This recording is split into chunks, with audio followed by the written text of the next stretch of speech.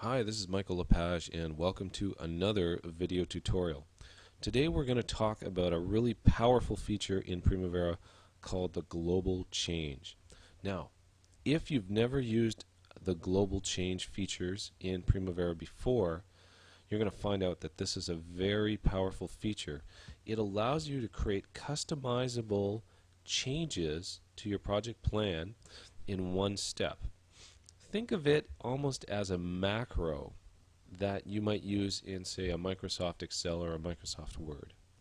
Now, you know that macros are programmable and allow you to do all sorts of really fancy changes or programming into a spreadsheet, for example.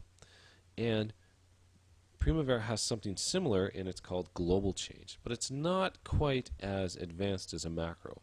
We're going to look at two global changes, one that's already been created, and then we're going to create one ourselves, and you'll get to understand how this feature really works.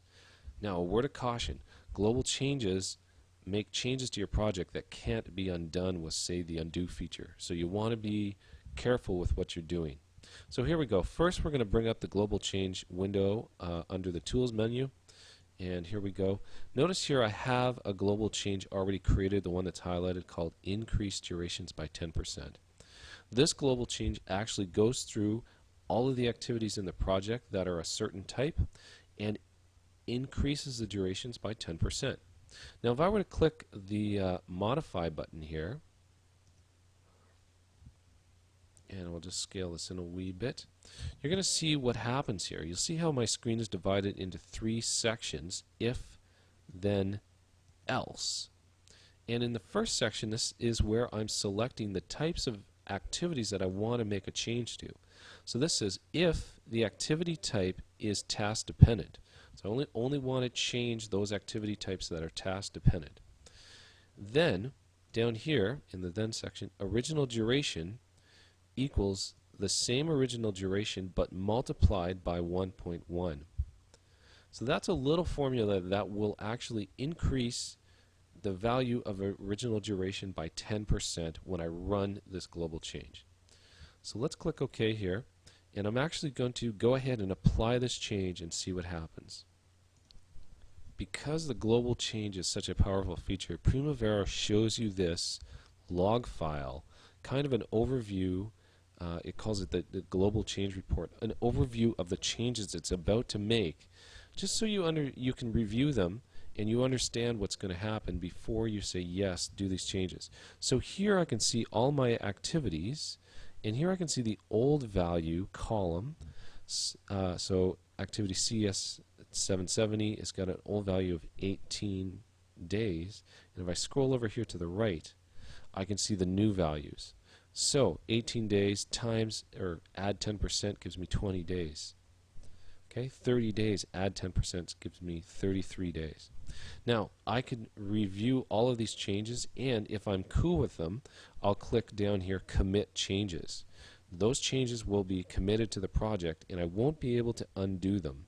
By the way, a little caveat here: it's always a good idea to make a backup or an export of your project plan before you run a global change, just in case you want to go back to how it was. I'm okay with this. I'm going to commit these changes. Commit. Would you like to save the log file? I'm alright. We'll say no. Great. If I close out of here, I can now look at the durations of each of my activities and see that they in fact have been increased. I see my 33 days. I see my 9 days. So that's an example of running a prefabbed global change. Of course, you can go and create your own, and that's what we're going to do.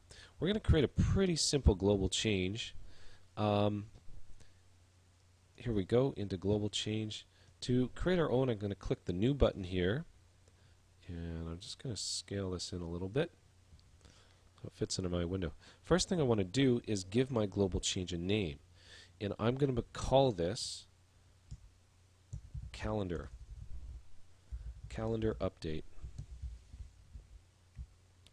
In the calendar update change, what I'm going to do is find activities in my project plan that have a duration of less than 10 days.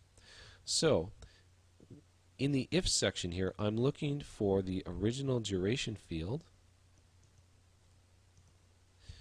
If the original duration, and see in the is drop down here, I'm going to choose is less than, and I can just put in 10 days in the value field. Oh, I put in this extra line. I'm just going to delete it. We don't actually need that. Okay. If the original duration of my activity is less than 10 days, then in the then section I add a new line. I'm going to make a change to the calendar for that particular activity. So I'll go down here and find the calendar field, and I want to set that calendar field to a new value. I want activities that are less than 10 days to use the 4x10 workweek calendar. There we go. So if the original duration less than 10 days, calendar becomes 4x10 workweek. In the else section, I'm going to leave it as is, just like that. I'll click OK. I'm just going to close here, show you the project again. Notice I have this calendar field, and have a look at the calendar that's assigned to all the activities. It's this conveyor system calendar. Now notice, see, a few activities are less than 10 days. We're going to update those with a new calendar. Back into Tools, Global Change, Calendar Update, there it is. I'm going to apply changes. Here's my change report. Again, I see old value. I'll scroll over to the right. New value is 4x10 work week for some of the activities. I'm going to commit those changes. Close out of here and have a look at my project plan. You'll see that any activity that has less than 10 days in the duration calendar now has the new 4x10 work week. Of course, activities that have 10 days could be included as well.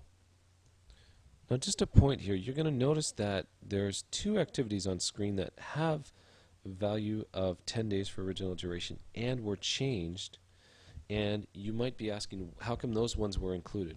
Well, the truth is if we set Primavera to show everything in hours here instead of days, you're going to notice that for this particular activity it's 79 hours, which is actually 1 hour short of 10 days. So it actually, in terms of hours, it is less than 10 days.